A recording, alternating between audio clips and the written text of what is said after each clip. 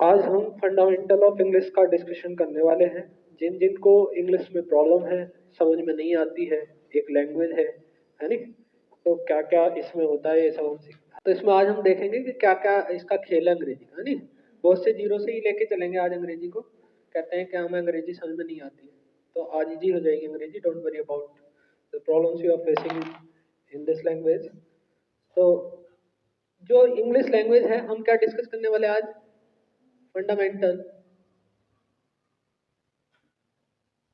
Of English language.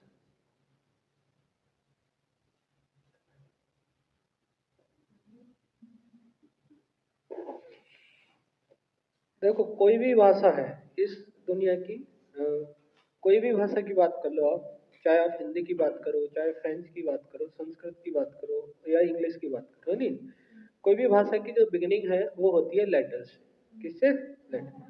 तो letters से शुरुआत किसी भाषा की होगी, यानी कि सबसे पहले हम क्या बात करेंगे? लेटर। लेटर एक होगा तो लेटर कह दोगे, और बहुत सारे होंगे तो लेटर्स। सही है। अब हम इंग्लिश की बात कर रहे हैं यहाँ पे, किसकी? इंग्लिश। तो अगर आप लेटर्स को कंबाइन करोगे तो वहां से कलेक्टिव नाउन निकल के क्या आएगा? जो लेटर्स का कॉम्बिनेशन होता है बाबू, उसको क्या कहते हैं हम? अल्फाबेट। ठीक है, अल्फाबेट हो गया। अब लेटर से क्या बनता है? लेटर्स को अगर आप कंबाइन करोगे तो एक मीनिंगफुल वर्ड बन जाता है, लेकिन मीनिंग होना चाहिए उसका, है नहीं। और मैं सारे लेटर को इकट्ठा कर दूं, लेटर्स को इकट्ठा कर दूं, और उसका कोई मीनिंग ना हो, तो वो कोई वर्ड नहीं कहलाएगा। सही है। और जब आप वर्ड्स को कलेक्ट करते हो तो वर्ड को कलेक्ट करने से आपको क्या मिलता है? सेंटेंस। क्या मिलता है? सेंटेंस।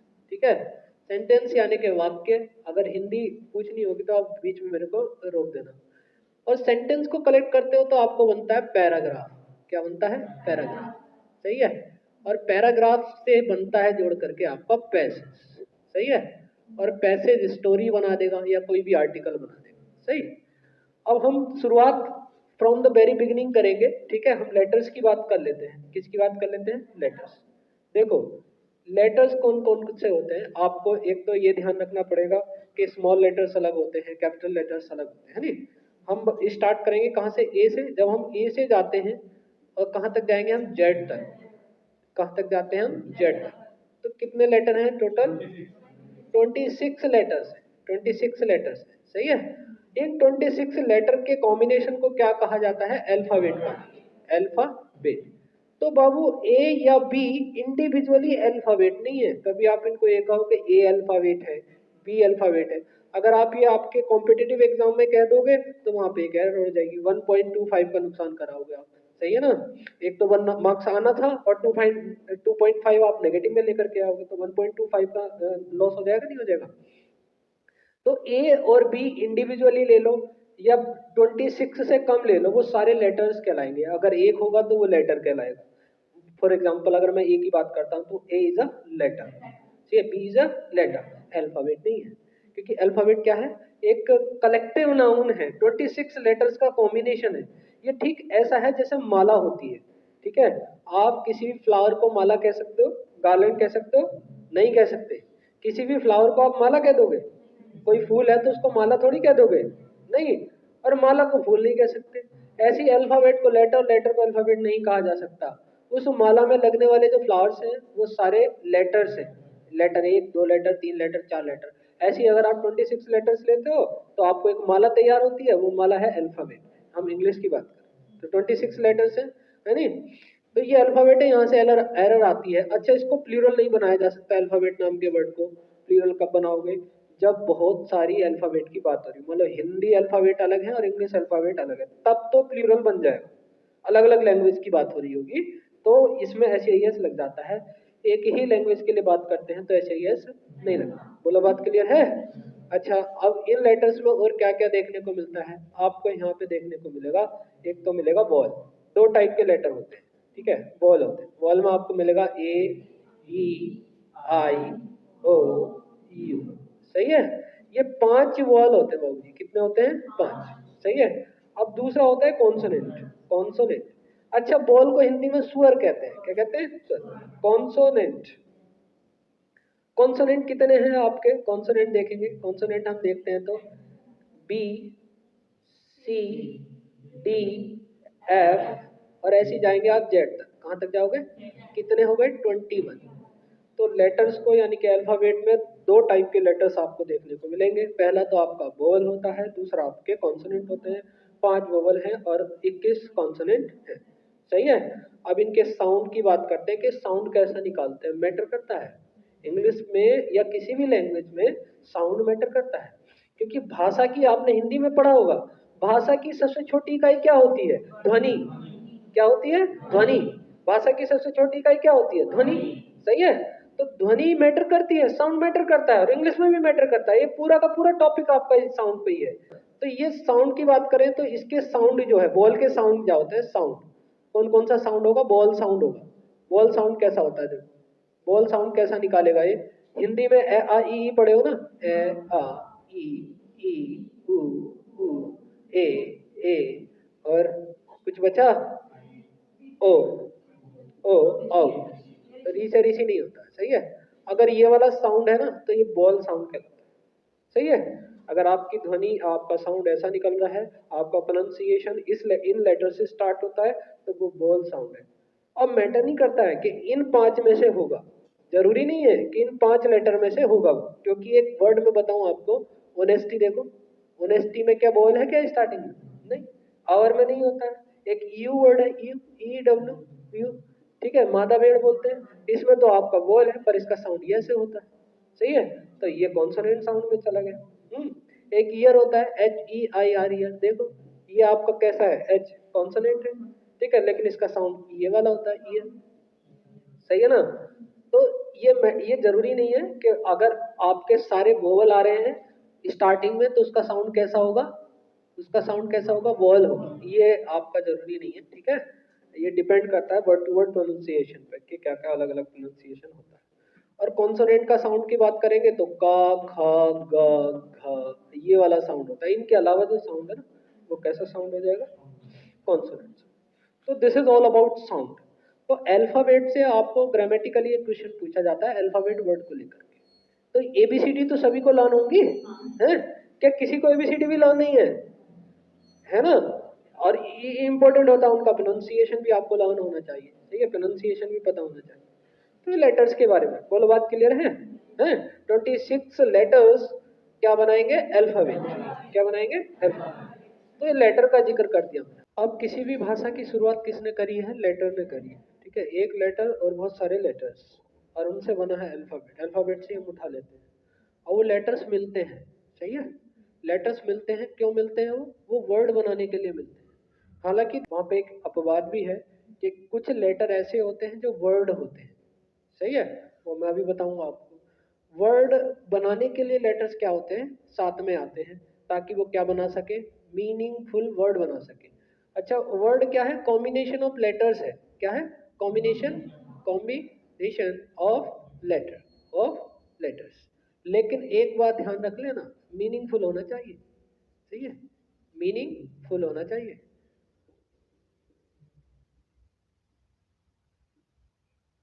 ये कैसा होना चाहिए? मीनिंगफुल होना चाहिए। अगर मैंने ऐसे लिख दिया कि जेड एक्स पी ओ, तो ये कोई लेटर नहीं है। सही है।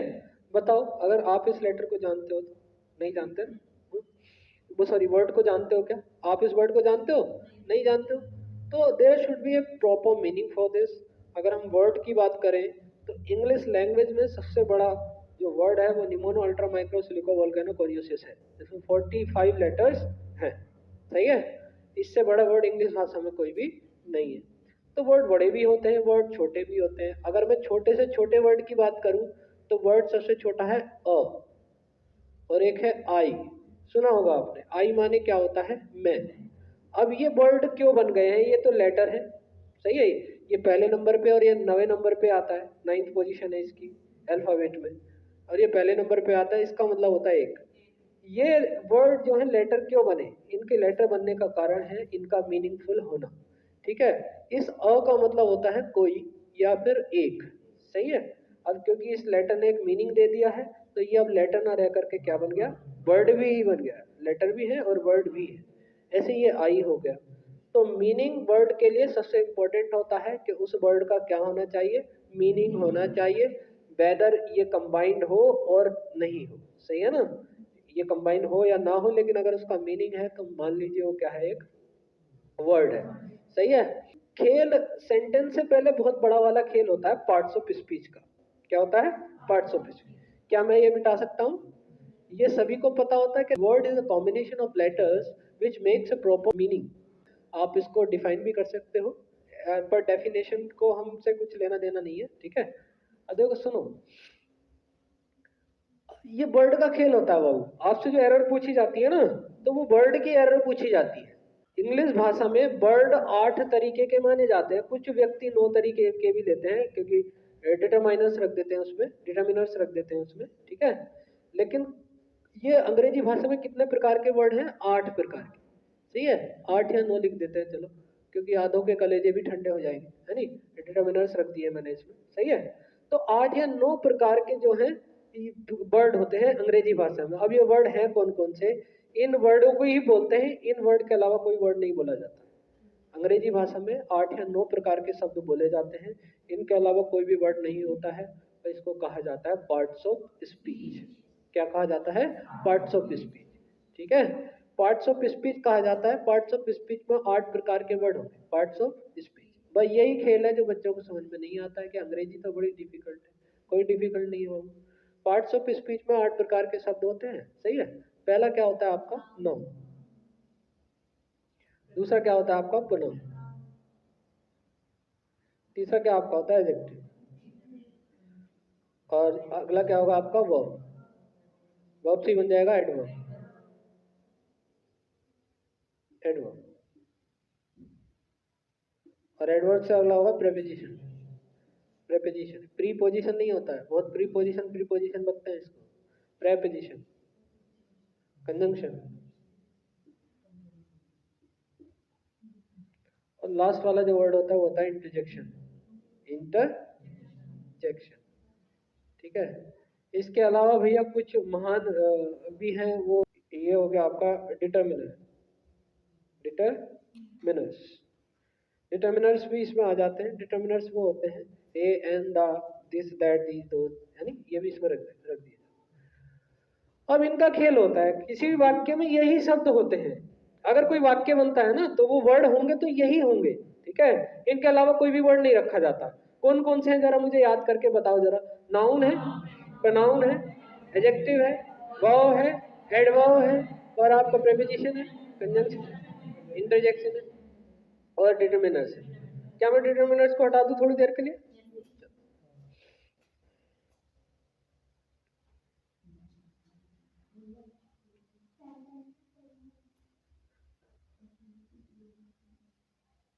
सेंटेंस की स्पेलिंग गलत है, डबल वाल लग गया नहीं। अब ये पार्ट्स ऑफ स्पीच का खेल होता है। किसी वाक्य में ये प्रकार के वर्ड्स होंगे, इनके अलावा कोई वर्ड नहीं होता है, सही है। अब कौन कौन से वर्ड है देखो। नाउन है नहीं, पहला है नाउन। अच्छा, इनको यूज कैसे करना है ये इंपॉर्टेंट होता है। नाउन होता क्या है, सही है। नाउन, अगर आपने किसी चीज का नाम रख दिया ना, तो वो नाउन क्या हो गया? नाउन। ध्यान रखना इस चीज को, सही है। किसी भी चीज का आप नाम रख देते हो तो वो क्या बन जाता है? नाउन का नेम ही होता है संज्ञा। संज्ञा का अर्थ है आप उसको क्या कह रहे हो, सही है। संज्ञा का अर्थ ये है कि मान लो उसने मुझे बेवकूफ की संज्ञा दी है नहीं, तो उसने आपको क्या नाम दिया? बेवकूफ नाम दिया, यही तो है ना। तो संज्ञा देना, नाम देना एक ही बात तो है। तो नाउन का जो सिनोनिम है वो नेम लगता है नहीं। आप किसी भी चीज का नाम रख दोगे तो वो क्या हो जाएगा? नाउन हो जाएगा। अभी हम यहाँ टाइप्स नहीं डिस्कस करेंगे, दो टाइप्स में रखते हैं हम इसको, काउंटेबल, अनकाउंटेबल। अनकाउंटेबल में एब्स्ट्रैक्ट और मटेरियल चले जाएंगे, और काउंटेबल में प्रॉपर, कलेक्टिव और आपका कॉमन नाउन चले जाएंगे, सही है ना।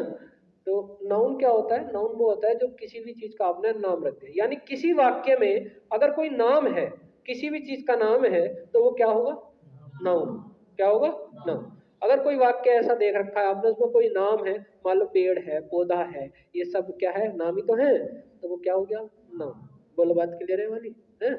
अब नाउन हर बार नाउन ही काम थोड़ी करेगा। एक नाउन ने ठेका थोड़ी ले लिया सारी वर्ब को परफॉर्म करने का, है नहीं। तो नाउन को रिप्लेस किया जाता है, नाउन की जगह पे किसी और को बैठा दिया जाता है, और उसको आप क्या कहते हो? प्रोनाउन कहते हो। क्या कहते हो? प्रोनाउन। अब पूरी इंग्लिश जो है नाउन के इर्द गिर्द घूमेगी। किसके इर्द गिर्द घूमेगी? नाउन के। पूरी अंग्रेजी में जितने भी पार्ट्स ऑफ स्पीच आप पढ़ रहे हो वो सारे नाउन के लिए ही होते हैं, सब नाउन के लिए ही काम करने आए हैं। अभी देखो मैं प्रूव करने वाला हूँ इस बात को। तो English is all about noun, noun important होता है। तो नाउन को रिप्लेस कौन करेगा? प्रोनाउन करेगा, सही है।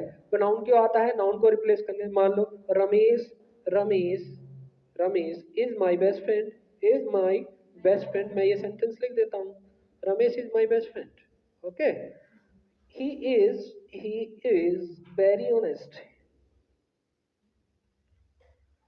रमेश आपका मित्र है, तो यहाँ नाम कौन सा है? रमेश है, यानी एक तो नाउन ये हो गया, और एक मित्र को फ्रेंड बोलते हैं, एक नाउन ये हो गया, दो नाउन इसमें यूज कर लिए मैंने, सही है।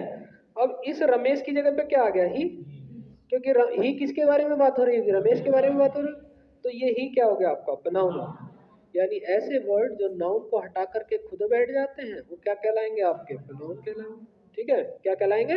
प्रोनाउन। अच्छा, प्रोनाउन के टाइप्स क्या क्या होते हैं? प्रोनाउन 3 टाइप के आपको देखने को मिलते हैं, first person, second person, third person, सही है। फर्स्ट पर्सन में, सेकंड पर्सन में और थर्ड पर्सन में 2 कैटेगरी आपको बनानी पड़ेगी, प्लूरल और सिंगुलर। सिंगुलर प्रोनाउन अलग होते हैं, प्लूरल प्रोनाउन अलग होते हैं। अच्छा, इसमें भी एक कैटेगरी और बनती है, जो फेमिनाइन जेंडर है उसके लिए अलग प्रोनाउन होते हैं, जो मस्कुलाइन जेंडर है उसके लिए अलग प्रोनाउन होते हैं, और जो न्यूएटर जेंडर है उसके लिए अलग प्रोनाउन होते हैं, और जो कॉमन जेंडर है यानी कि वो लड़के के लिए भी आ जाता है और लड़की के लिए भी आ जाता है, तो वो उसके लिए अलग प्रोनाउन है। फॉर एग्जाम्पल, अगर कोई टीचर है तो टीचर तो लड़की भी हो सकती है और लड़का भी हो सकता है नी। जैसे कि एक आई वर्ड है, आई, आई माने क्या होता है? मैं। अब आई, लड़की भी आई बोलती है और लड़का भी आई बोलता है, लेकिन ही है, ही लड़का बोलता है, और सी है, सी लड़की बोलती है। तो कुछ कैटेगरी वाइज इनको क्लासिफाई किया गया है, कैटेगराइज किया गया है, किसको? प्रोनाउन। प्रोनाउन क्या होते हैं बताओ? जो नाउन की जगह पे आए, नाउन की जगह पे आने वाले को क्या कहते हैं? बात क्लियर है वाली है? अच्छा, मैंने कहा कि सारे पार्ट्स ऑफ स्पीच किसके लिए हैं? नाउन के लिए, सही है। तो अब अगला जो वर्ड है एडजेक्टिव है, क्या है? यहाँ पे डी, ए और जे के बीच में डी आता है, साइलेंट रहता है, क्या रहता है? अभी एडजेक्टिव क्या काम करेगा? एडजेक्टिव बताएगा कि नाउन कैसा है, सही है, कि कैसा नाउन है। गोरा है, काला है, लंबा है, छोटा है, होशियार है, बुद्धू है, इंटेलिजेंट है नी। ये सारा सब कुछ बताने, चाहे वो उसके कलर के बारे में बताए, चाहे वो उसके शेप के बारे में बताए, चाहे वो उसका अमाउंट बताए, चाहे वो उसकी गिनती बताए, कुछ भी बताए नाउन के बारे में, वो क्या कहलाएगा? आपका एडजेक्टिव कहलाएगा, सही है। क्या कहलाएगा बाबू? Adjective. For example, Ramesh is my best friend, he is very honest. ये मिटाया गलत मैंने नहीं, Ramesh is my best friend, best friend, he is very honest, he is very honest, सही है। अब देखो, अब यहाँ पे एक वर्ड मैंने यूज करा है ऑनेस्ट। ये ऑनेस्ट किसके लिए आया है? रमेश के लिए, है नी। और रमेश के लिए क्या आया है? ही, यानी प्रोनाउन के लिए, और ये प्रोनाउन इनडायरेक्टली है किसके लिए? रमेश के लिए। तो ये जो ऑनेस्ट है कि रमेश कैसा है, ऑनेस्ट है, ईमानदार है, ये क्या कहलाएगा? एडजेक्टिव कहलाएगा। क्या कहलाएगा? एडजेक्टिव, सही है। तो Ramesh is my best friend, Ramesh मेरा मित्र तो है लेकिन वो ऑनेस्ट है, कैसा है? ऑनेस्ट। अब नाउन को बता दिया कैसा है, तो वो क्या कहलाएगा? आपका एडजेक्टिव। अच्छा, अब ये कैसे यूज कर सकते हैं एडजेक्टिव? प्रोनाउन तो आपको क्लियर हो गया। प्रोनाउन अभी मैं खोलूंगा एक एक पत्ते उसके कि कौन कौन से टाइप होते हैं, सही है। तो ये ऑनेस्ट है रमेश, ठीक है। अब एडजेक्टिव को हम 2 तरीके से यूज करते हैं, एक तो एट्रीब्यूटिव एडजेक्टिव और एक प्रेडिकेटिव। एट्रीब्यूटिव एडजेक्टिव क्या होता है कि नाउन से ठीक पहले यूज होता है, यहाँ पे एडजेक्टिव लगा देते हैं। For example, good boy, good boy. अब देखो, बॉय एक नाउन है, कॉमन नाउन मैंने यूज किया यहाँ पे, और बॉय कैसा है? गुड है। अगर किसी नाउन से पहले कोई वर्ड आ रहा है ना, एग्जैक्ट, आंख मीच के अंधाधुंध समझ जाओ, वो क्या है? एडजेक्टिव है। क्या है? एडजेक्टिव। बात क्लियर है? तो यहाँ पे वो एडजेक्टिव ना रख करके नाउन रख देते हैं। अभी बहुत सारे क्वेश्चन हमने सीट में करे थे कि नाउन ही नाउन की खासियत बता रहा था, तो वहां गड़बड़ हो गई थी, नहीं, जबकि खासियत बताता कौन है? एडजेक्टिव। अगर नाउन से पहले कोई वर्ड चिपका हुआ है तो आंख मीच के समझ लो वो क्या है? आपका एडजेक्टिव है।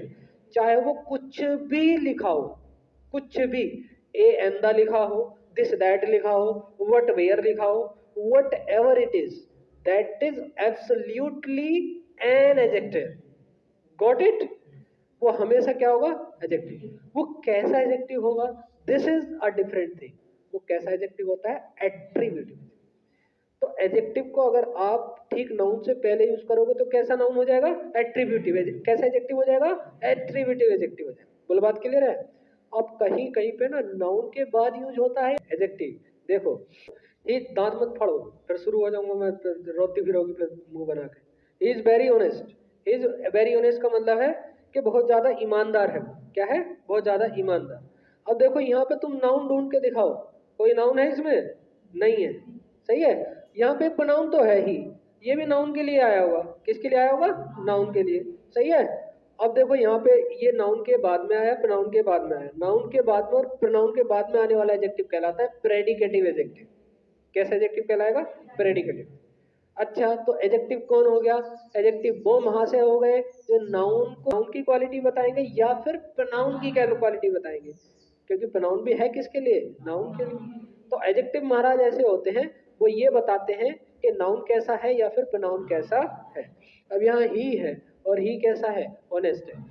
तो एडजेक्टिव को आप दो तरीके से यूज करते हो। कितने तरीके से? दो। क्लियर है ना ये वाली बात?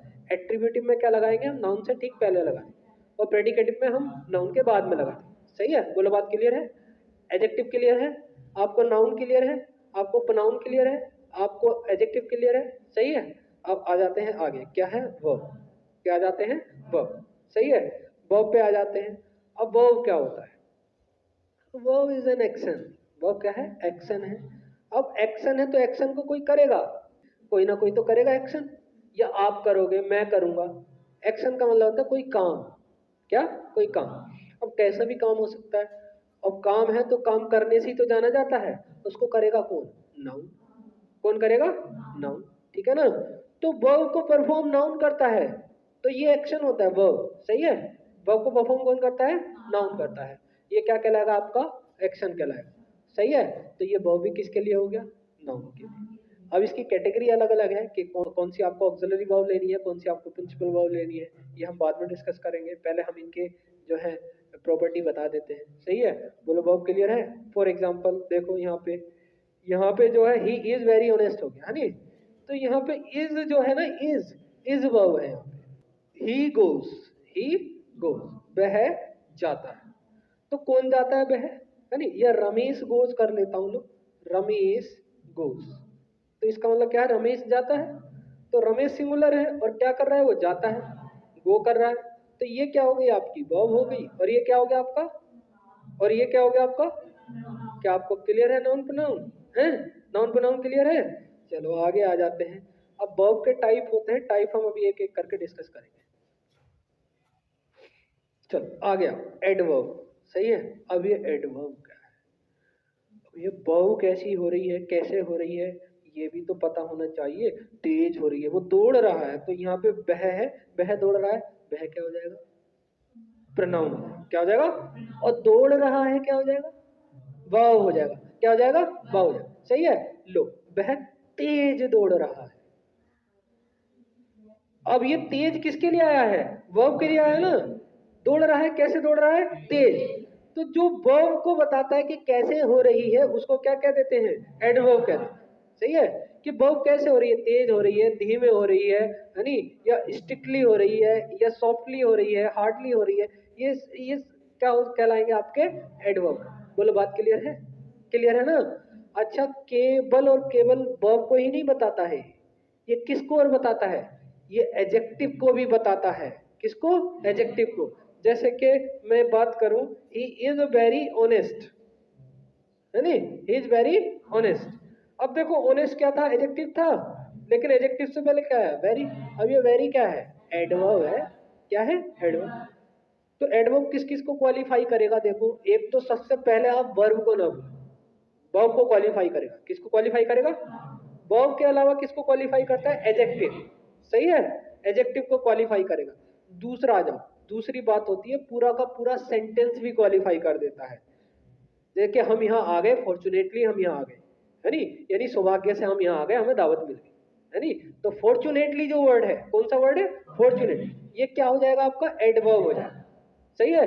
अरे unfortunately I miss the bus, दुर्भाग्य से मैंने बस मिस कर दी, जो 2 घंटे में पहुंच जाती वहां पे, अब पैसेंजर से जाना पड़ेगा, है नी।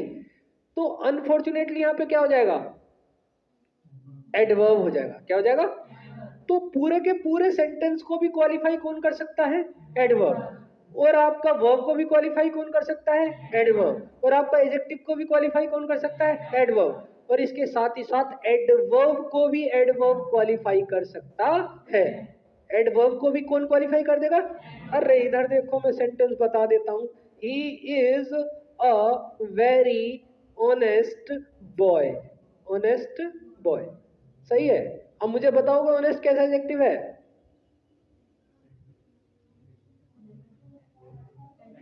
एट्रीब्यूटिव। इसको याद कर लो, ए फॉर एप्पल, और एप्पल आता है पहले, तो पहले आने वाला क्या हो गया? एट्रीब्यूटिव। सही है। तो ये एट्रीब्यूटिव एडजेक्टिव। आप कहोगे कि वहां तो ना लगाया था, वो यहाँ क्यों लगा दिया? क्योंकि यहाँ मैंने आर्टिकल लगाया है। सही है। अगर बिना नाउन के यूज कर रहे हो तो आर्टिकल मत लगाना। देखो यहाँ पे आर्टिकल नहीं है, और नाउन के साथ यूज कर रहे हो तो आर्टिकल लगाना पड़ेगा, वरना एरर हो जाएगी। ये बात समझ लेना। सही है। अभी इसको मैं बताऊंगा आपको डिटेल। तो he is a very honest boy. आओ इनके पार्ट्स ऑफ स्पीच जितने हमने पढ़ लिए वो देख लेते हैं। ये क्या है? ये क्या है? वर्ब। ये क्या है? नाउन है भैया। और ये क्या है? Very good. क्या है? तो ये क्या है? एडवर्ब होगा ना? बोलो एडवर्ब होगा, क्योंकि एडजेक्टिव से पहले आया। तो ये क्या बवाल है भैया? ये भी एडवर्ब है। क्या है? एडवर्ब। हालांकि आप कहोगे डिटर्मिनर्स है, नहीं, ये डिटर्मिनर है, आर्टिकल है, पर आर्टिकल का पार्ट्स ऑफ स्पीच क्या है? क्योंकि पार्ट्स ऑफ स्पीच में आर्टिकल नहीं आते हैं, इसलिए नहीं आते हैं। सही है। बहुत से डिटर्मिनर को पार्ट्स ऑफ स्पीच में रखते हैं। ना रखने का कारण यह है कि डिटर्मिनर भी एडजेक्टिव का काम करने लग जाते हैं, एडवर्ब का काम करने लग जाते हैं, इसलिए उनको अलग से नहीं बताया जाता है। अगर मैं कहूंगा दैट बॉय, तो दैट यहाँ पे क्या है? एडजेक्टिव है। सही है। इसको डिटर्मिनर में रखने की जरूरत ही क्या है फिर? इसलिए नहीं रखते बाबू। सही है। तो कोई अलग अगर ये बखान मारे के नो होते हैं, तो वो यहाँ पे जो है एक्सेप्शन भी लिया जाता है। बोलो बात क्लियर है वाली, है नहीं? तो दैट, दी, दोज, ये सब किस में चले जाएंगे? अब देखो यहाँ पे एडवर्ब ने किस किस को क्वालिफाई, एडजेक्टिव तो बस एक को ही क्वालिफाई करता है, नाउन को।